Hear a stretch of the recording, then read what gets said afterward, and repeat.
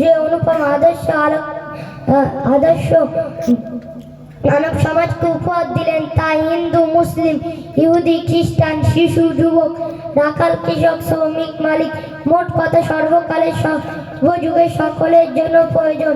তাই আসুন সেই অপূর্ব আদর্শের দিকে দৃষ্টি নিক্ষেপ করি। প্রিয় শ্রোতা, প্রিয় নবী সাল্লাল্লাহু আলাইহি ওয়াসাল্লাম যার নিদর্শন দুধ মাতার দুধ পানকালে স্পর্শ করিনি আপন সোনার জওয়ানে, কারণ সততা ছিল তার পেশা। এতিমের ছিলেন দাতা, দুঃখী ছিলেন ভরসা, বিচার আচার ছিলেন ন্যায় ইনসাফ পূর্ণ। তাই এক বাক্যে স্বীকার করেছিলেন প্রিয় নবী, জনপ্রিয় নেতা উপাধি দিয়েছিল সত্যবাদী ও আমানতদার, যার উদাহরণ পৃথিবী খুঁজে মেলে না, পৃথিবীর শেষ লগ্ন পর্যন্তও মিলবে না।